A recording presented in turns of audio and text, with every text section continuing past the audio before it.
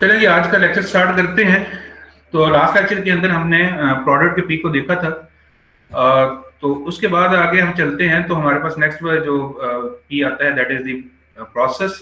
Process को हम detail से ऑलरेडी डिस्कस कर चुके हैं। आपके जो कैंपस के ऊपर लेक्चर्स हुए थे उसमें हमने प्रोसेस मॉडल्स को डिटेल के साथ डिस्कस किया था कि किस तरीके के साथ हम मुख्तलिफ सिचुएशंस के अंदर जो कंस्ट्रेंट्स आ जाती हैं, सिचुएशंस बन जाती हैं, उनके अंदर हम किस तरीके के साथ एक सही एडिक्वेट रेलेवेंट प्रोसेस मॉडल को सिलेक्ट कर सकते हैं और उसको यूज करते हुए अपने सॉफ्टवेयर को डेवलप कर सकते हैं। तो वो सारा की सारी जो डिस्कशन है प्रोसेस के पी की वो हो चुकी है, वो वहां पे हम कवर कर चुके हैं। चौथा पी जो है वो प्रोजेक्ट का पी है। प्रोजेक्ट का पी साथ साथ चलता रहेगा, उसी के रेलेवेंट हम सारी चीजें डिस्कस कर रहे हैं कि वो ओवरऑल अम्ब्रेला के तौर पे ऊपर चल रहा होता है, तमाम चीजों को इंटीग्रेट करके साथ रख के सुपरवाइज करते हुए सारी चीजों को देख रहा होता है। तो इस तरह से ये 4 पीस की डिस्कशन जो है वो यहाँ पे कंक्लूड होती है और अब हम इससे आगे चलेंगे। अब नेक्स्ट जो हमारा टॉपिक है that is the topic of measurements. अब हम देखेंगे कि प्रोजेक्ट मैनेजमेंट के अंदर मेजरमेंट्स की क्या इंपॉर्टेंस है और खास तौर पे हमारे सामने इन मेजरमेंट्स को यूज करते हुए हम एस्टिमेशंस किस तरह से करते हैं। ये हमारा आज का टॉपिक होगा।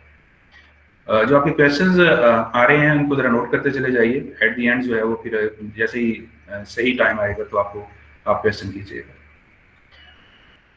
अच्छा जी, अगर मेजरमेंट्स के लिहाज से देखा जाए तो आपको याद होगा जब हमने सॉफ्टवेयर इंजीनियरिंग की डेफिनेशन की थी IEEE की, तो उसके अंदर 3 एडजेक्टिव्स यूज किए गए थे कि सॉफ्टवेयर इंजीनियरिंग की ऐसी अप्रोच है जो कि सिस्टमैटिक है, प्लान्ड है, डिसिप्लिन्ड है, और तीसरा हमारे पास एडजेक्टिव था क्वांटिफाइएबल का।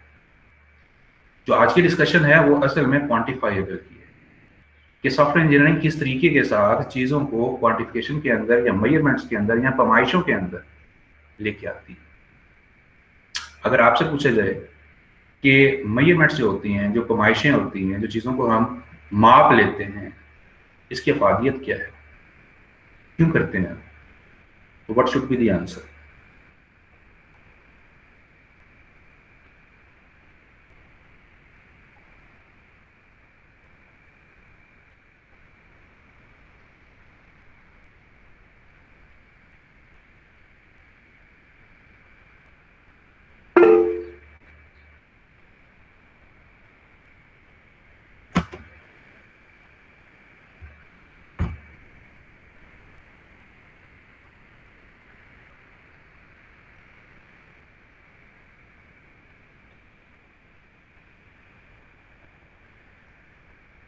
जी, to have a calculated quantity of anything for effective use.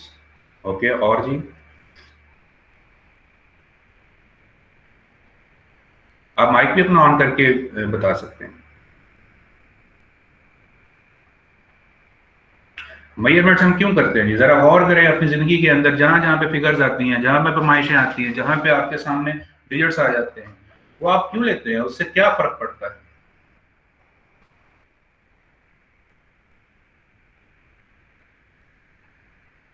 Sir compare कर सकें ताकि हम किस चीज जी शाबाश, कंपैरिजंस के लिए करते हैं। और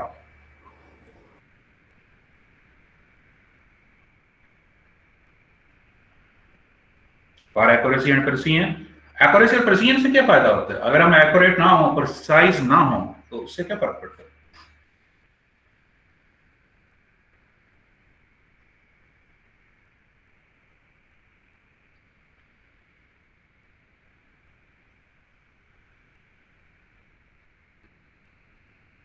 ये इनवैलिड क्वांटिटी आएगी आपके पास। बात ये आ जाती है कि when you are not accurate and precise, तो ज़ाहिर है वो इनवैलिड क्वांटिटी तो है ही है, लेकिन इससे फर्क क्या पड़ेगा? What will be the impact? Result can not be predicted. शाबाश, वेरी गुड। रिजल्ट्स के बारे में हम मशकूक होंगे, डाउटफुल होंगे, कॉन्फिडेंस नहीं होगा, डिसीजन मेकिंग जो है वो अरेटिक हो सकती है, काम करने के अंदर गलतियां हो सकती हैं, कंफ्यूज्ड हो सकते हैं। So all these things are the impact of the wrong measurements, or you can say the weak usage of the quantity. अच्छा, अब इन चीजों को जरा करेक्टराइज अगर हम कर लें या थोड़ा सा अलाइन कर लें कि हम मेजरमेंट्स क्यों करते हैं, तो इनको जरा नोट कीजिएगा कि मेजरमेंट्स हम नॉर्मली तौर पे 4 चीजों के लिए करते हैं। आपको ये स्लाइड नजर आ रही होगी जिसके अंदर ये 4 चीजें लिखी हुई हैं।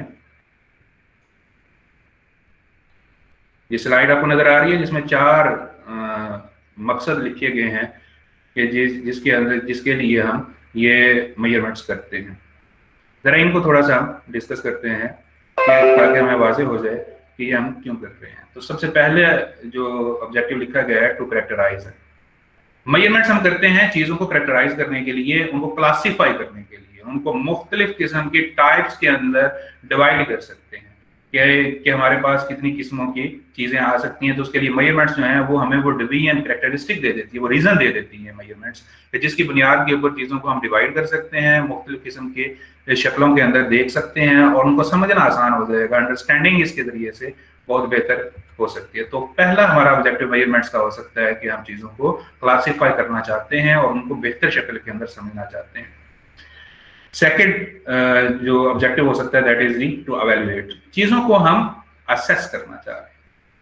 असेसमेंट जो होती है, एवेल्युएशन जो होती है कि चीजों की पोजीशन क्या चल रही है, स्टेटस क्या चल रहा है, उसके लिए हमारी मेजरमेंट्स बड़ी बेहतरीन तरीके के साथ हो सकती है।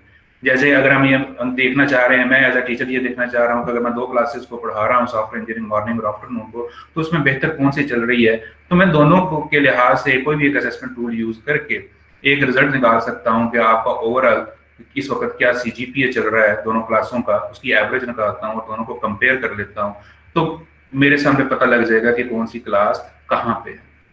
इसी तरीके के साथ आप देखें कि आपकी अपनी जो पर्सनल असेसमेंट होती है, वैल्यूएशंस होती हैं, मिड टर्म होता है, फाइनल टर्म होता है, क्विजेज होते हैं, असाइनमेंट्स होती हैं, तो उसके अंदर अगर हम पैमाइशें ना रखें, वैल्यूएशंस ना रखें, नंबर्स ना रखें, तो जाहिर है कि वैल्यूएशन के रिजल्ट्स के बारे में हम कुछ नहीं कह सकेंगे।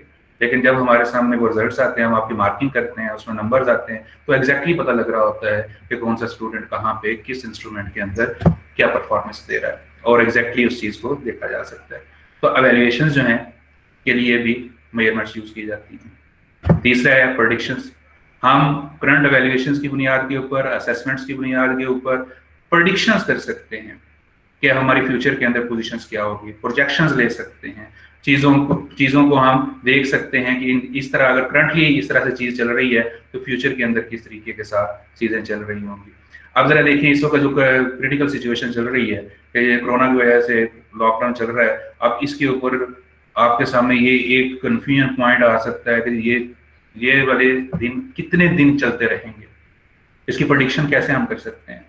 वो हम प्रेडिक्शन इसी तरह से कर सकते हैं कि दुनिया के अंदर जहां जहां पे ये आया है और वहां से जो लोग निकले हैं वो किस तरह से निकले हैं और क्या क्या उन्होंने मेजरमेंट्स ली और उनकी बुनियाद के ऊपर कितने अरसे में निकले हैं, उस चीज को सामने रख के हम अपनी करंट प्रेडिक्शन के ऊपर ले सकते हैं। जैसे चाइना ने कर ली है तो हम चाइना को एज अ केस स्टडी लेके उसने जिस तरह से किया है उसको अपने हालात के साथ रिलेट करके एडजस्ट करके प्रेडिक्ट कर सकते हैं कि हमें कितना टाइम लग सकता है। लेकिन उसमें मेजरमेंट्स बहुत इंपॉर्टेंट रोल अदा करेंगे कि वो कितनी एक्यूरेट हैं, प्रिसाइज हैं, रिलेटेड हैं और उनको फिर अपने करंट सिचुएशंस के ऊपर रख के हम प्रेडिक्शंस ले सकते हैं।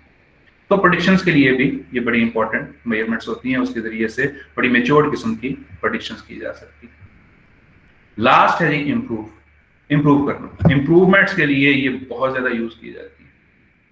हम अपने करंट सिचुएशन को एनालाइज कर सकते हैं, एवेल्युएट कर सकते हैं, असेस कर सकते हैं, कैरेक्टराइज कर लें और उसके बाद उसकी बुनियाद के ऊपर अपने इम्प्रूवमेंट के मुख्तलिफ किस्म के थ्रेशोल्ड रख सकते हैं, उनके हम गोल सेट कर सकते हैं कि जनाब ये सिचुएशंस हों तो यहाँ पे रख के हम कहाँ तक अपने इम्प्रूवमेंट्स को लेके जा सकते हैं और उनको हम किस तरीके के साथ करें, तो वहां पे जाके हमारे सामने बड़ी बेहतर आ सकती है। फर्ज करिए एक स्टूडेंट का CGPA जो है वो 2.5 है, लो है, अब वो 2.5 को सामने रख के वो 3 को अचीव करना चाह रहा है तो 3 के लिए उसको क्या कुछ करना पड़ेगा।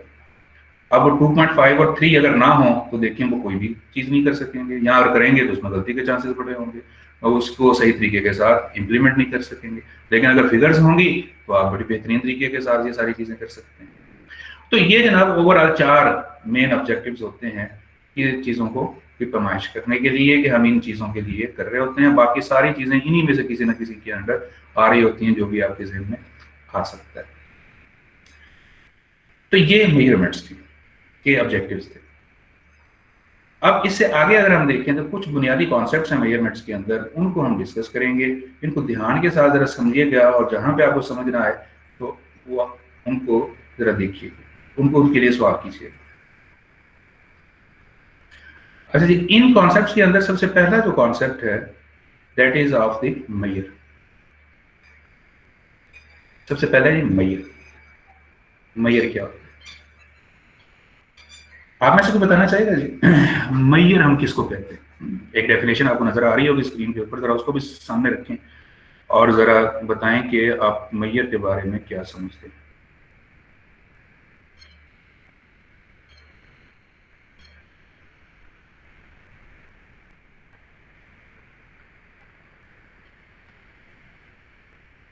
जी कोई बताएगा मेजर क्या हो सकता है?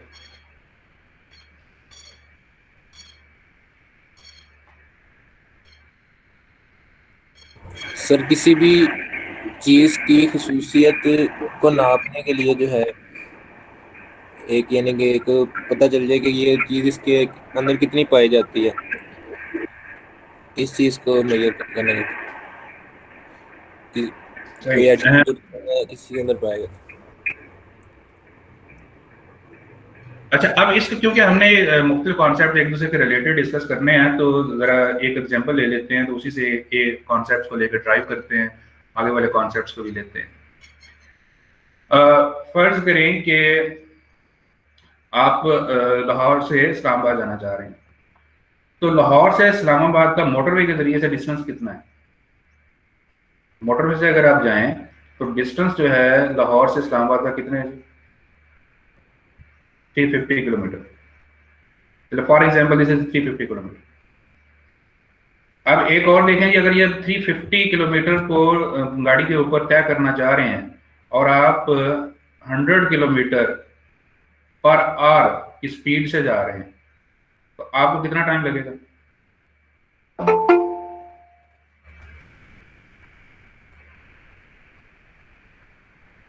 तकरीबन 3.5 या 3 आवर्स। आप जरा गौर से देखें, अगर हम कहते हैं कि डिस्टेंस 350 किलोमीटर, टाइम हमें लग रहा है 3 आवर्स, तो ये दोनों मैयर्स हैं। लेकिन इसमें यह ज़हन में आपने रखना है कि जब हम मैयर की बात करते हैं तो there will be just a single attribute, सिर्फ एक एट्रीब्यूट होगा उसमें। जैसे डिस्टेंस है तो डिस्टेंस, फासला, सिर्फ फासला। टाइम की बात कर रहे हैं तो सिर्फ टाइम, टाइम उसके अंदर आ रहा है। तो जब सिंगल एट्रीब्यूट या वेरिएबल की को सामने रख के हम पैमाइश करते हैं, उसकी क्वांटिटी लेते हैं, वैल्यू लेते हैं, तो that will be the Maihar, वो मैयर होगा। इस तरह से अगर आप अपने कद की पैमाइश करते हैं, हाइट अपनी करते हैं, तो that is a single attribute, तो वो आपके पास एक मैयर होगा।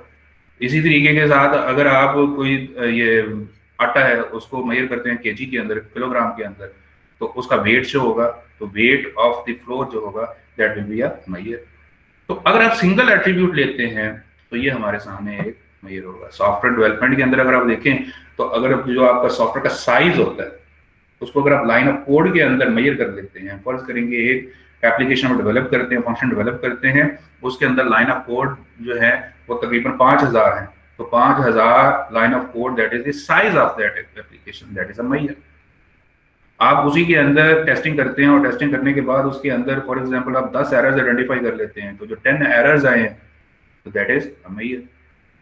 इसी तरीके के साथ आप कहते हैं कि इसी सॉफ्टवेयर को डेवलप करने के लिए आपने 4 बंदे लगा दिए हैं, so that is the resources, human resources which are applied on that software, so that is a Maihar.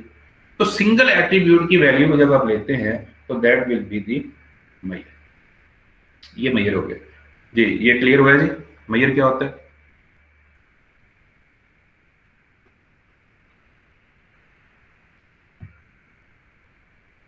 Okay ji, next हमारे पास कॉन्सेप्ट है that is of metric, METRIC, metric. ये इसी से ड्राइव होगा।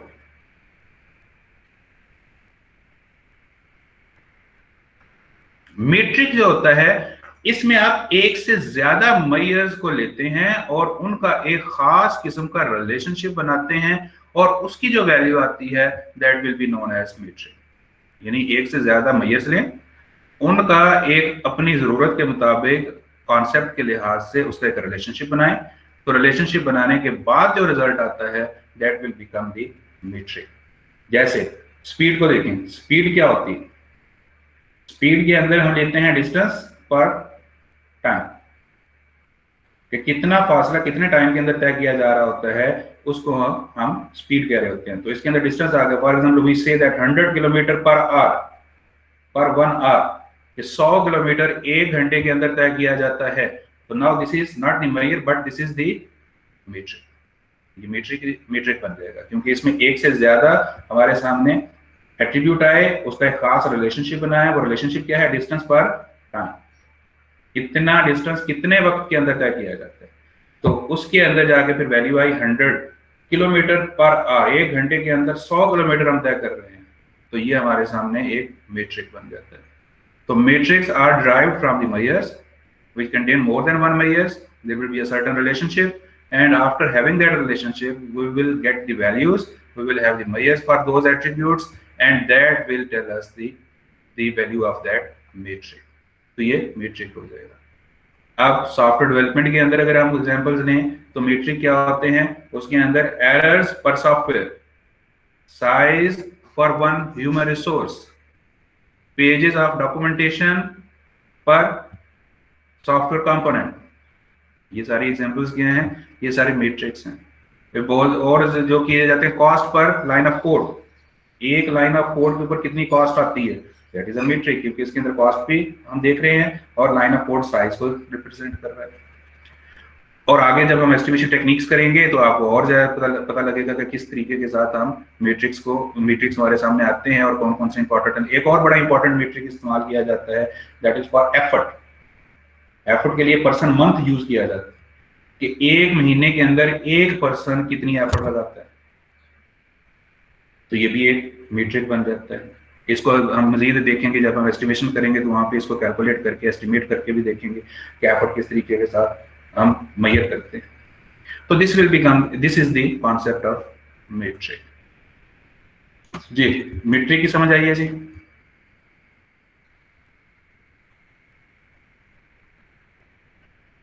तो मेजर एक एट्रीब्यूट है, मेजर एक एट्रीब्यूट की वैल्यू है जो हमें अंडरस्टैंडिंग देता है। मैट्रिक जो होता है दैट इज जो मैट्रिक होता है वो एक से ज्यादा मेजर्स को लेके फिर हम उसकी जो वैल्यू और अंडरस्टैंडिंग आती है which that is known as the matric.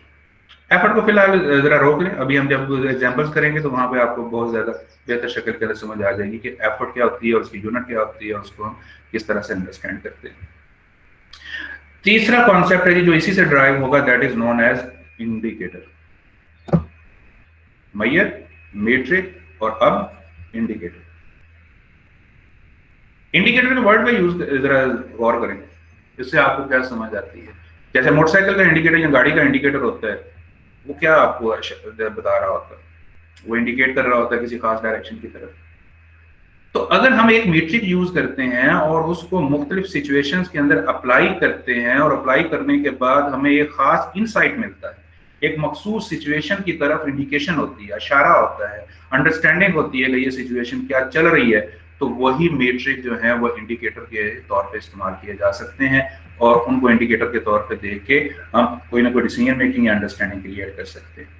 जैसे फर्ज करें अब ये दोनों क्लासेस के स्टूडेंट यहाँ पे मौजूद हैं मॉर्निंग और आफ्टरनून के, तो माइंड ना कीजिएगा अगर कि वो एग्जाम्पल को देखते हुए जो वैल्यूज हम यूज करते हैं। अब फर्ज करें मॉर्निंग के स्टूडेंट हैं, मॉर्निंग की क्लास है, इनका एवरेज सीजीपीए निकाला जाता है और निकालने के बाद हमारे पास एवरेज सीजीपीए मॉर्निंग का आता है फॉर एग्जांपल 3.85। कहने में हर्ज क्या है, मॉर्निंग के स्टूडेंट्स का एवरेज क्लास का सीजीपी आता है 3.85। आफ्टरनून का हम एवरेज निकालते हैं सीजीपी उनका फॉर एग्जाम्पल। अब आफ्टरनून के स्टूडेंट माइंड ना कीजिएगा, सिर्फ समझने के लिए बात करने लगे। तो फर्ज करें कि आफ्टरनून के स्टूडेंट का एवरेज सीजीपी हमारे सामने आता है 2.5। अब जरा देखें मॉर्निंग का 3.85 है, आफ्टरनून का 2.5 है। अब दोनों को कंपेयर करें, कोई इंडिकेशन है, कोई इंडिकेशन आपको मिलती है, और अगर मिलती है तो क्या मिलती है? सर आफ्टरनून वाले कम एफर्ट कर रहे हैं एज कंपेयर टू मॉर्निंग वालों के। शाबाश, यानी कि इससे हमें बड़ा क्लियरली नजर आ रहा है कि जो सीजीपीए की बुनियाद के ऊपर हम ये इंडिकेशन आती है कि आफ्टरनून के स्टूडेंट्स काफी पीछे हैं और मॉर्निंग के स्टूडेंट काफी बेहतर परफॉर्म कर रहे हैं।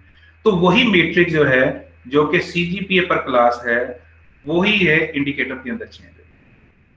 तो ये इंडिकेट कर रहा है आपके सामने। तो इंडिकेटर हमारे सामने सिचुएशन आ रही होती है। इसी तरह से अगर हम सॉफ्टवेयर डेवलपमेंट के अंदर देखेंगे, टेस्टिंग हो रही है और उसके अंदर दो टीम्स, दो कंपोनेंट्स जो इंटर रिलेटेड है उनके ऊपर लगी हुई हैं और सेम साइज है, सेम सिचुएशन है, सेम एट्रीब्यूट्स हैं, कंस्ट्रेंट तकरीबन सेम है, तो उनके अंदर वो टेस्टिंग करते हैं और टेस्टिंग की रिपोर्ट हमारे पास आती है कि एक टीम जो है वो 1 घंटे के अंदर 2 एरर निकाल रही है और दूसरी टीम उसी तरह के सॉफ्टवेयर के अंदर 10 एरर निकाल रही है। तो ज़ाहिर है टेस्टिंग की परफॉर्मेंस जो है वो सेकंड टीम की बेहतर नजर आ रही है, इंडिकेट कर रही है। तो वही चीज जो है वो टेस्टिंग के रिजल्ट्स हैं वो इंडिकेटर बन जाते हैं। तो this is the concept of the indicator. अब यहाँ से अगर आप देखें तो actually we try to reach at the level of indicators. हम इंडिकेटर्स बनाना चाह रहे होते हैं, उसी के लिए हम मेजर करते हैं, उसी के लिए हम मीट्रिक बनाते हैं, उन्हीं को फिर डाटा लेके कंपैरिजन करते हैं और उनकी बुनियाद के ऊपर हमारे पास इंडिकेशंस आ रही होती हैं और उन इंडिकेशंस हमारे लिए बड़ी इंपॉर्टेंट होती हैं क्योंकि उनकी बुनियाद पे एक तो हमें पता लगता है कि करंट सिचुएशन चल कैसी रही है और दूसरा हमें यह पता लगता है कि इनको हम किस तरह से डिसीजन मेकिंग में यूज कर सकते हैं, इफेक्टिव डिसीजन मेकिंग कैसे कर सकते हैं और उनके लिए जरिए प्रोडक्टिविटी बेहतर हो सकती है, इंप्रूवमेंट्स हो सकती हैं, वही सारे के सारे ऑब्जेक्टिव जो हमने शुरू के अंदर डिस्कस किए उनको अचीव कर सकते हैं। तो these are the basic certain basic concepts of the metric and measurements. इनको आपने ज़हन में रखना है और मोस्ट इंपॉर्टेंटली इस लिहाज से भी इनको जरा ज़हन में रखिएगा कि ये मेजर, मीट्रिक, इंडिकेटर ये इंटरव्यूज के अंदर भी बहुत ज़्यादा पूछे जाते हैं। यानी अगर ये डिस्कशन स्टार्ट इंटरव्यू में हो जाए मेजरमेंट्स की तो ये खासतौर पर मीट्रिक और इंडिकेटर का कॉन्सेप्ट ये बड़े मशहूर क्वेश्चंस हैं जो ऑफनली आस्क्ड इन द इंटरव्यूज। तो इस लिहाज से भी इनको ज़हन में रखिएगा। ओके जी, अब उसके बाद मोस्ट इंपॉर्टेंट टॉपिक जो कि असल में आज हम डिस्कस करना चाह रहे हैं उसके ऊपर आएंगे इन्हीं कॉन्सेप्ट्स को यूज करते हुए जो भी हमने डिस्कस किया, that is the topic of estimation. बहुत इंपॉर्टेंट टॉपिक है। इन चीज़ों को साथ साथ आपने देखना है, समझना है ताकि इनको आप कर सके। इसमें आगे जाके कुछ न्यूमेरिकल्स भी आएंगे तो उनके ऊपर आपको प्रैक्टिस की भी ज़रूरत होगी, तो उसके लिए आपको मटेरियल और प्रैक्टिस क्वेश्चंस भी प्रोवाइड किए जाएंगे। एस्टिमेशन जी, एस्टिमेशन क्या होती है? देखिए, estimation is a very important thing for the planning. Plan करने के लिए, प्रोजेक्ट किसी भी प्लान को करने के लिए एस्टिमेशन जो है उसके ऊपर काम करना और एस्टिमेशन हमारे पास होने बहुत ज़रूरी है। तभी हम जाके सही तौर पे प्लान बना सकेंगे, स्केजुलिंग कर सकेंगे, मुख्तलिफ किस्म के रिसोर्सेज को असाइन कर सकेंगे, अपनी एनवायरनमेंट को सही तौर पे यूज़ कर सकेंगे और रिजल्ट हासिल कर सकेंगे। अगर हमारी एस्टिमेशन मैच्योर नहीं होगी तो उसकी वजह से फिर प्लान भी आपका अच्छा नहीं बनेगा, वो वीक प्लान बनेगा, उसमें प्रॉब्लम्स आएंगी, तो उसके लिए फिर प्रॉब्लम आएगी। एस्टिमेशन बहुत सारी किस्मों की होती है। हम आपके कोर्स के अंदर जो शामिल है और जो बुनियादी तौर पर रखी गई है, हम सिर्फ उसको डिस्कस करेंगे और वो असल में एस्टिमेशन 3 चीज़ों की है कि जब भी हम कोई एस्टिमेशन का बुनियादी तौर पे करते हैं तो सबसे पहले 3 चीज़ें एस्टिमेट करने की कोशिश करते हैं, उसकी बुनियाद के ऊपर फिर एक अच्छा प्लान बनाया जा सकता है। वो 3 चीज़ें कौन सी हैं, नोट कीजिएगा। The first thing is the size of the project. Project के साइज को आपने एस्टिमेट करना है, आपका प्रोजेक्ट का साइज क्या होगा। अब साइज, प्रोजेक्ट का जो साइज है इसके लिए यूनिट से ज़्यादा है कि कोई ना कोई यूज़ करनी पड़ेगी या कोई टेक्निक ऐसे इस्तेमाल करनी पड़ेगी जिसके जरिए सही साइज आपके पास आ सके। तो there are many techniques available for which we can estimate the size of the project. आपके कोर्स के अंदर जो है वो 3 टेक्निक्स हैं जिनके रखी गई हैं जिनके जरिए से हम साइज को एस्टिमेट करना सीखेंगे। उसमें सबसे पहला है कि हम साइज को एस्टिमेट कर सकते हैं लाइन ऑफ कोड के अंदर। लाइन ऑफ कोड की टेक्निक होगी जिसके जरिए से साइज आ सकता है कि लाइन ऑफ कोड के अंदर साइज क्या होगा। अभी हम इसके एग्जांपल भी करेंगे तो आपको मजीद बात समझ आएगी। दूसरा है हम फंक्शन पॉइंट्स के अंदर इसको एस्टिमेट कर सकते हैं। ये टेक्निक है फंक्शन पॉइंट की। अगेन जस्ट अभी नाम लिख लें, ये है कि फंक्शन पॉइंट्स होते क्या हैं और कैसे हम इसको एस्टिमेट करते हैं। वो टेक्निक आपके सामने आएगी तो वो भी वाज़ेह हो जाएगी।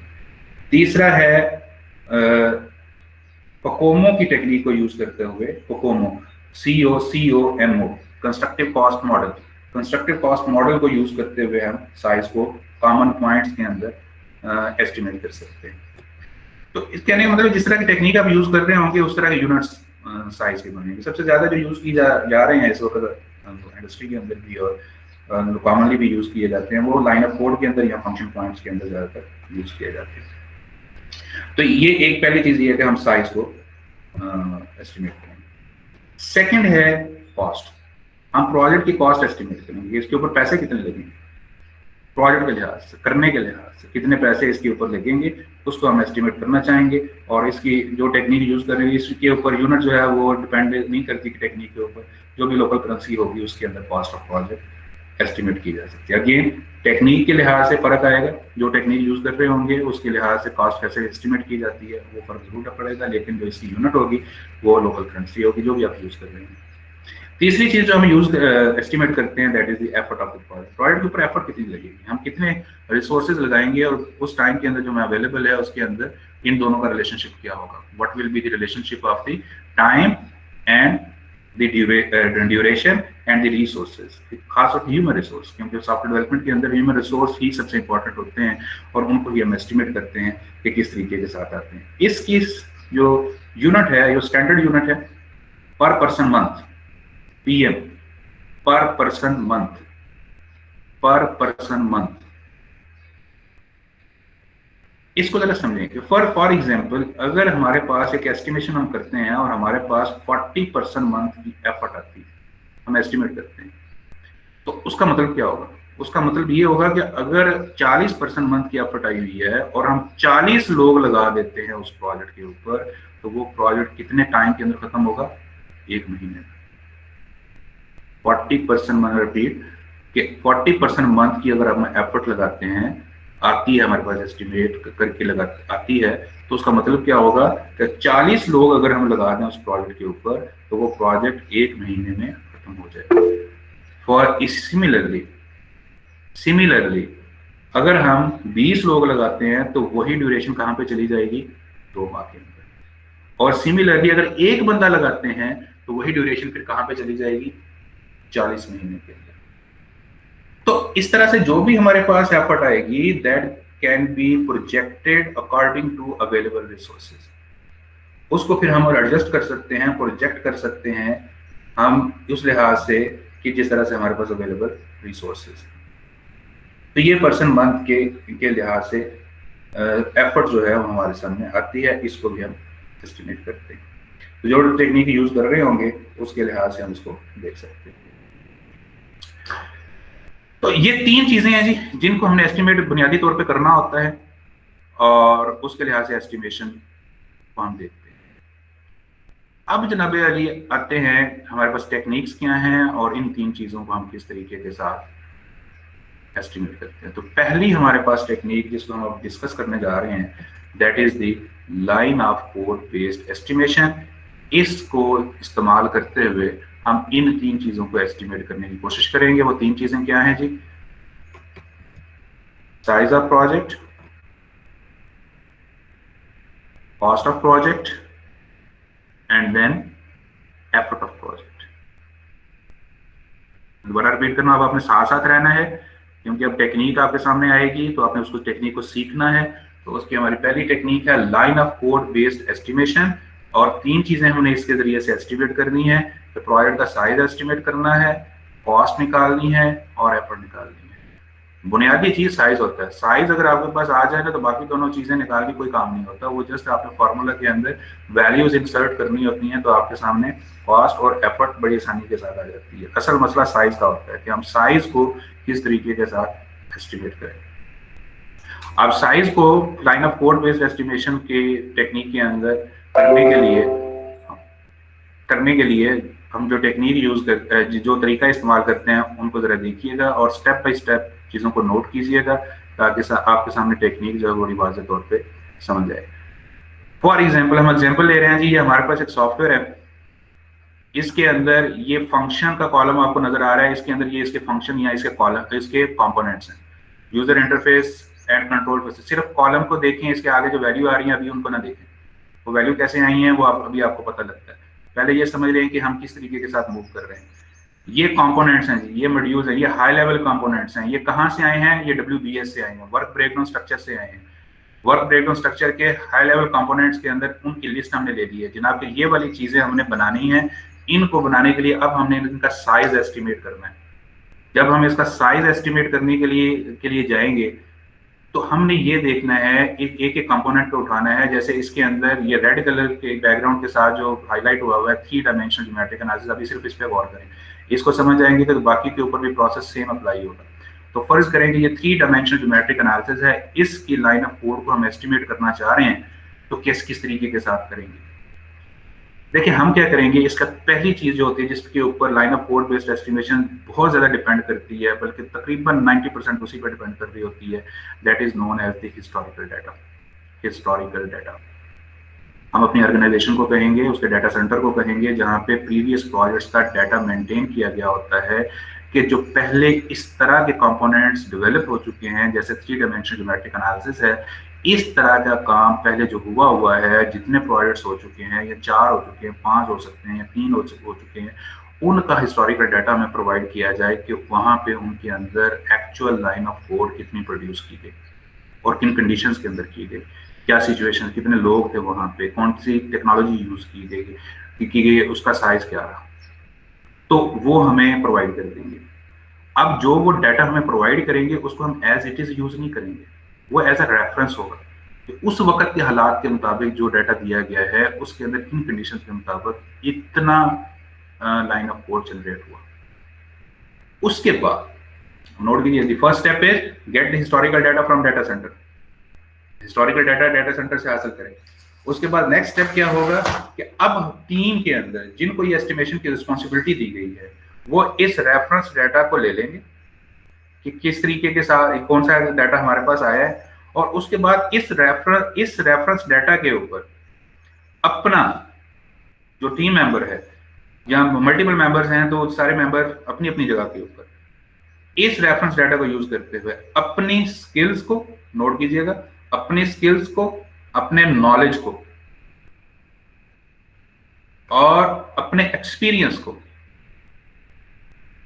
अप्लाई करेंगे और प्रोजेक्ट करेंगे कि हमारे जो करंट कंडीशंस हैं, यानी कि उनका क्या, अपनी स्किल्स क्या हैं जो उन्होंने सीखी हैं एस्टिमेशंस के लिए, कि एस्टिमेशन किस तरीके के साथ करते हैं, उसमें क्या क्या चीजें आ सकती हैं, उनके क्या मुख्तलिफ किस्म की निटिग्रिटीज हो सकती हैं, वो उनकी स्किल्स हैं। नॉलेज है, नॉलेज क्या है, एक तो हिस्टोरिकल डाटा आ गया, वो भी नॉलेज है उनके पास आ चुका है, और दूसरा उनका अपना पर्सनल नॉलेज है कि उन्होंने काम करते हुए ये अवेलेबल इंफॉर्मेशन हैं, मुख्तलिफ किस्म की प्रपोजल है, डॉक्यूमेंट्स हैं, ऑर्गेनाइजेशन के अंदर मुख्तलिफ किस्म के टेम्पलेट्स अवेलेबल हैं, वो नॉलेज है, वो सारी चीजों को, और उसके बाद एक्सपीरियंस जो उन्होंने ऑलरेडी काम किया हुआ है उसको रिलेट करके वो एस्टिमेट लगाएंगे। 3 किस्म के एस्टिमेट लगाएंगे कि ये जो 3 डायमेंशनल ज्योमेट्रिक एनालिसिस है, ये सारी चीजों को सामने रख के, हिस्टोरिकल डाटा को, अपनी स्किल्स को, नॉलेज को, एक्सपीरियंस को, उनको सारी चीजों को सामने रख के लगाएंगे कि ये 3 डायमेंशनल ज्योमेट्रिक एनालिसिस का ज्यादा से ज्यादा मैक्सिमम लाइन ऑफ कोड कितनी हो सकती है।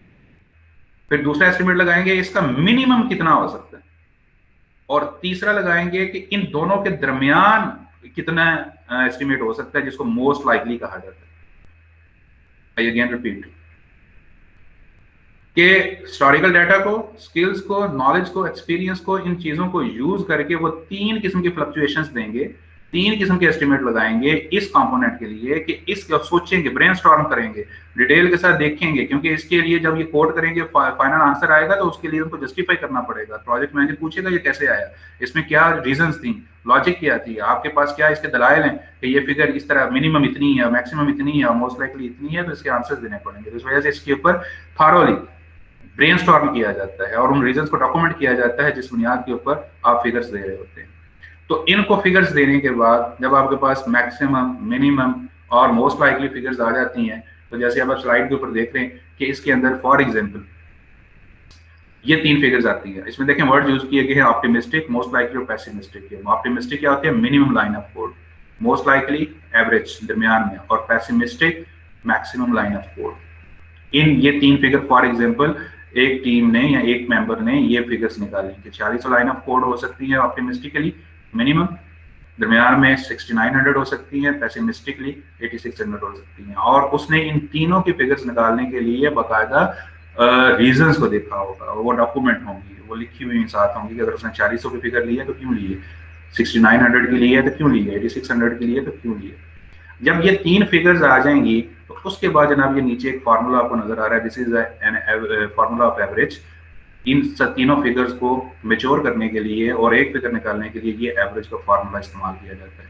Optimistic line of code plus 4 into most likely line of code plus pessimistic line of code divided by 6। इसमें जरा गौर से देखें, मोस्ट लाइकली के साथ 4 का उनके डिजिट आ रहा है, तो इसका वेट 4 टाइम कर दिया गया ताकि आपका ज्यादा से ज्यादा मोस्ट लाइकली के ऊपर वेट जाए, और डिवाइडेड बाई 6 भी इसी लिहाज से किया कि वेट पूरे करने हैं आपने, 4 मोस्ट लाइकली के, 1 ऑप्टिमिस्टिक का, 1 पेसिमिस्टिक का, तो टोटल जो है वो 6 बन जाता है, तो इसलिए 6 के ऊपर इसको डिवाइड किया गया। तो इन फिगर्स को जब इस फार्मूला के अंदर इंसर्ट किया गया तो हमारे पास फाइनल फिगर कौन सी आई, 6800 line of code. This is the estimated size of this 3-dimensional geometric analysis component. ये इसका एस्टिमेटेड साइज है। अब वापस अगर हम इस लिस्ट के ऊपर आए तो ये देखेंगे ये 6800 इस तरह से है। ये जो बाकी आए फिगर्स आपको बाकी कंपोनेंट्स के नजर आ रहे हैं, estimated line of code 2300, 5300 and so on, ये सारे सारे इसी तरीकाकार से निकाले गए हैं जिस तरह से हमने 3 डायमेंशनल का 6800 लाइन ऑफ कोड का एस्टिमेशन निकाला है, और इन सब को इकट्ठा ऐड अप कर लिया गया तो हमारे पास total estimated line of code for this software application is 33,200। ये साइज निकलता है लाइन ऑफ कोड के अंदर। So this is the method of the technique through which we can estimate the size of the project by using line of code based estimation technique। मैं दोबारा repeat step कर देता हूँ कि हम सबसे पहला काम क्या करते हैं, WBS से हाई लेवल कंपोनेंट्स उठाते हैं, उसके बाद हर एक कंपोनेंट को इंडिविजुअली तौर पर लेंगे और उसके ऊपर टीम मेंबर्स असाइन करेंगे कि हर एक मेंबर, मल्टीपल मेंबर भी हो सकते हैं, एक भी हो सकता है, कि वो हर एक के लिए एस्टिमेशन करें। वो जब करेंगे तो सबसे पहले जिस मॉड्यूल या कंपोनेंट का कर रहे होंगे उसका हिस्टोरिकल डाटा लेंगे एज अ रेफरेंस डाटा, उसको सामने रखेंगे, उसकी कंडीशंस को समझेंगे कि वो किन कंडीशंस के अंदर बनाया गया और क्या फिगर आ रही है। उस फिगर को यूज करते हुए वो 3 फ्लक्चुएशंस देंगे by using their skills, knowledge and experience, कि उसमें उस कंपोनेंट के लिए ज्यादा से ज्यादा लाइन ऑफ कोड कितनी हो सकती हैं, कम से कम कितनी हो सकती हैं और एवरेजली कितनी हो सकती हैं, जिनको ऑप्टिमिस्टिक, मोस्ट लाइकली और पेसिमिस्टिक कहा जाता है। जब ये फिगर्स आ जाएंगी तो उनको इस एवरेज फार्मूला के अंदर इस्तेमाल किया जाएगा। इस फार्मूला के अंदर इस्तेमाल करने के बाद जो फिगर आएगी that will be the estimated line of code for that component. तमाम कंपोनेंट्स की इस तरह से एस्टिमेशन कर ली जाएगी तो हमारे सामने कर ली जाएगी और तमाम के तमाम इन फिगर्स को एड अप कर लेंगे तो that will be the size of that project by using the line of code based estimation. तो this is the method to estimate line size of the project। जी जनाब, समझ आइए जी। अगर क्वेश्चन है अब तक तो you can ask, you can open your mouth. Sir अगर हर पर्सन जो है वो अपनी अपनी मतलब एक्सपीरियंस वगैरह के अकॉर्डिंगली तीनों वैल्यूज देगा तो फिर फाइनली कैलकुलेट किस तरह करेंगे? जरा रिपीट कीजिएगा, मैं समझा नहीं आपका सवाल। सर आपने कहा ना कि हर पर्सन जो है अपने नॉलेज और स्किल्स और एक्सपीरियंस की बेस पे ये तीनों वैल्यूज हमें कैलकुलेट करके देगा, तो फाइनल आंसर किस तरह निकालेंगे? मतलब हर पर्सन की वैल्यूज तो डिफरेंट होंगी। जी, उसमें ऐसा होता है कि फॉर एग्जांपल यही कंपोनेंट है 3D, इसके ऊपर हमने 3 मेंबर लगा दिए, ये 3D के ऊपर अपने एस्टिमेशंस दें, ये पर्सन ए या पर्सन बी या पर्सन सी है। हर कोई जो है वो हिस्टोरिकल डाटा का यूज करता है, अपनी पर्सनल स्किल्स को यूज करता है, 3 फ्लक्चुएशंस देता है, उसके बाद एक फिगर निकाल लेता है। तो कितनी फिगर्स आ जाएंगी हमारे पास? एक ही मॉड्यूल के लिए हमारे पास एस्टिमेटेड लाइन ऑफ कोड कितनी आ जाएगी? तीन लोग लगे हुए तो 3 आ जाएंगे और हमें चाहिए 1, तो हम इन तीनों की एवरेज ले लेंगे, अगेन एवरेज ले लेंगे। तो मतलब हर मैक्सिमम के लिए भी तीनों की एवरेज और मिनिमम के लिए भी तीनों की एवरेज इस तरह? नहीं, हर कोई अपने अपने 3 एस्टिमेट लेके एक फाइनल फिगर देगा ना।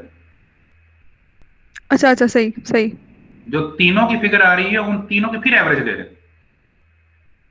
Fine sir.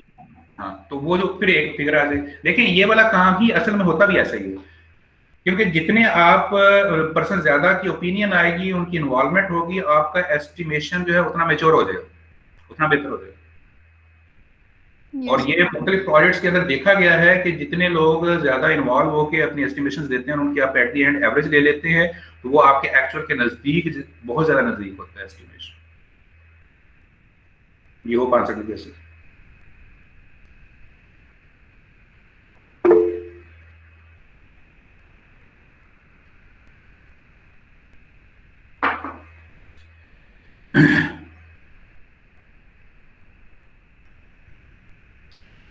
तो जनाब ये था तरीकाकार साइज को। अब चलते हैं जनाब बाकी दो एट्रीब्यूट्स को करने के लिए। तो उसके लिए जो बाकी दो एट्रीब्यूट एस्टिमेशन हमने लगाने हैं, उसके लिए हमें दो ऑर्गेनाइजेशनल लेवल एट्रीब्यूट्स की जरूरत, डाटा की जरूरत होती है। वो हम डिमांड करते हैं ऑर्गेनाइजेशन से, और वो हमने नहीं कैलकुलेट करने होते, एस्टिमेट नहीं करने होते, बल्कि ऑर्गेनाइजेशन ने खुद से मेंटेन किए हुए होते हैं, और उन वो डाटा लेके हम फिर यूज करके बाकी दो एस्टिमेशन लगा सकते हैं। ये दो एट्रीब्यूट्स कौन से हैं, नोट कीजिएगा और समझिएगा। The first is the organisational average productivity. Organisational average productivity slide पे आपको नजर आ रहा होगा। ये क्या चीज होती है?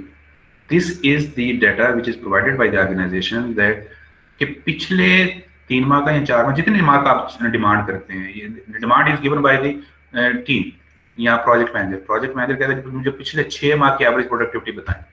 तो फॉर एग्जांपल इन्होंने यहाँ पे फिगर दी हुई 620 line of code per person month. This is the average of last 6 month कि हर महीने के अंदर एक person averagely 620 line of code produce कर रहा है। तो this is the average productivity. एक महीने के अंदर एक पर्सन 620 लाइन ऑफ कोड कर, this is the average productivity that will be given by the organisation, और ये एवरेज हो। इसको फ्लक्चुएट किया जाए, आप चेंज कर सकते हैं अपने लिहाज से। उसमें कंडीशन चेंज है, सिचुएशन चेंज हो चुकी है, टेक्नोलॉजी चेंज हो चुकी है, वर्किंग आवर्स चेंज हो चुके हैं, तो ये सारी चीजें के लिहाज से आप इसको प्रोजेक्ट कर सकते हैं। लेकिन ये रेफरेंस बेस्ड अगेन डाटा होगा, आपका हिस्टोरिकल डाटा है कि पिछले कितने माह के अंदर प्रोडक्टिविटी कितनी होती है। इसमें 19-20 का फर्क पड़ता है, ज्यादा फर्क करंट सिचुएशन के लिहाज से नहीं पड़ता। मुबादा के कोई बहुत बड़ी चेंज आ जाए तो आप उसको एडजस्ट कर लेते हैं, अदरवाइज ज्यादातर शक्लों के अंदर आप इसको एज इट इज यूज करते हैं। और ज्यादा बेहतर यही होता है कि आप रीसेंट मंथ्स के 2 या 3 महीने का डाटा यूज करें, तो वो आपका बहुत ज्यादा रिलेटेड डाटा होता है। लेकिन again this is provided by the organisation. दूसरा एट्रीब्यूट होता है जी लेबर रेट। लेबर रेट इसी के साथ रिलेटेड होता है कि ये जितनी लाइन ऑफ कोड प्रोड्यूस हो रही है पर पर्सन मंथ, इसके ऊपर खर्चा कितना आ रहा है, that is labour rate. Again this is will be given by the organisation. तो यहाँ पे क्या किया गया है कि 620 लाइन ऑफ कोड की प्रोडक्शन के ऊपर कितना खर्चा आ रहा है, 8,000 रुपये। तो ये दो ऑर्गेनाइजेशनल लेवल एट्रीब्यूट्स होते हैं जिनका डाटा डिमांड किया जाता है, और ऑर्गेनाइजेशन इनको मेंटेन कर रही होती है, और ये प्रोवाइड कर दिया जाता है। अब जरा एक काम करें, you have just 1 minute and listen कि आपने करना क्या है। 1 मिनट है आपके पास। 1 मिनट के अंदर इन दो एट्रीब्यूट्स को यूज करके बताएं एक लाइन ऑफ कोड की कॉस्ट क्या है। I repeat, by using these two attributes, organizational average productivity and labor rate, calculate the cost of one line of code.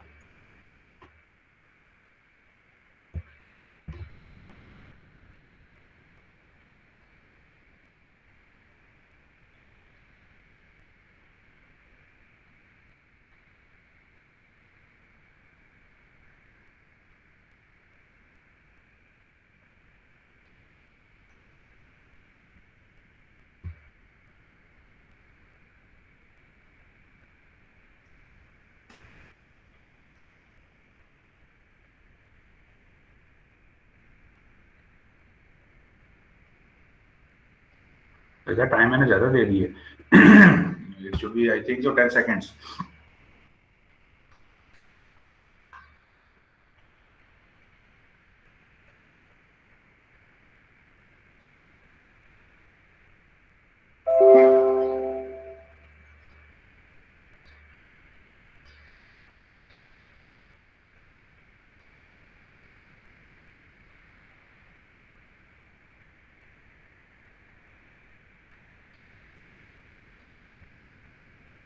तो जनाब हमारे पास जो कॉस्ट आती है एक लाइन ऑफ कोड की, दैट इज 12.9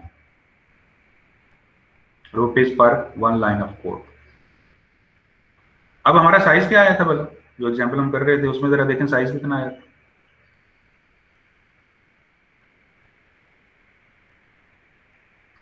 6800 एक कंपोनेंट का था। अगर सारे कंपोनेंट का देखें जो एस्टिमेटेड साइज था, दैट इज उनको सबको एडअप कर लिया तो हमारे पास साइज ऑफ दी सॉफ्टवेयर जो है वो 33,200 है। तो 33,200 का साइज है हमारे पास, और हमारे पास एक लाइन ऑफ कोड की प्राइस क्या आ रही है, कॉस्ट क्या आ रही है, that is 12.90 rupees per line of code. तो पूरे प्रोजेक्ट की कॉस्ट क्या होगी, estimated line of code into cost पर वन लाइन ऑफ कोड, तो 33,200 मल्टीप्लाइड बाय 12.90, 33,200 इंटू 12.90, और आंसर हमारे पास क्या आया 4,28,280. This is the estimated cost of this project. तो लिहाजा साइज हमारे पास हो, हमारे पास कॉस्ट पर वन लाइन ऑफ कोड हो, तो हम बड़ी आसानी के साथ इसके कॉस्ट को, प्रोजेक्ट की कॉस्ट को निकाल सकते हैं। So this is the estimated cost of the project. उसके बाद देखेंगे एफर्ट हम कैसे निकालेंगे। हमने कितनी लाइन ऑफ कोड प्रोड्यूस करनी है 33,200, और एक महीने में कितनी हो रही है 620। 620 क्या है बोला, that is the average productivity जो का ऑर्गेनाइजेशन हमें बताई है कि एक महीने के अंदर 620 हो रही है पर पर्सन मंथ के लिहाज से। तो 33,200 हमने बनानी है, 620 एक महीने में आ रही है, तो हमने 33,200 डिवाइडेड बाय 620 कर दिया, तो that the answer will be the effort of the project, estimated of effort of the project. और वो क्या आ रही है 54 पर्सन मंथ। इस 54 पर्सन मंथ का मतलब क्या है कि if we have the 54 persons for this project, the whole project will be completed in 1 month. और अगर हमारे पास 27 लोग हों तो यही प्रोजेक्ट कितने दिनों में चला जाएगा, 2 महीनों के अंदर चला जाएगा। और अगर एक बंदा लगाएंगे तो ये प्रोजेक्ट हमें 54 महीनों के अंदर करना पड़ेगा। तो हम अपने अवेलेबल रिसोर्सेज की बुनियाद के ऊपर एग्जैक्ट ड्यूरेशन निकाल सकते हैं, एस्टिमेटेड ड्यूरेशन निकाल सकते हैं कि हमारे पास एस्टिमेटेड ड्यूरेशन क्या हो। So this is the technique of line of code based estimation, जिसके जरिए से ये 3 जो एट्रीब्यूट्स हैं ये हम निकाल सकते हैं। So this is the end of the topic. Now if you have any question, you can ask question by using the mic.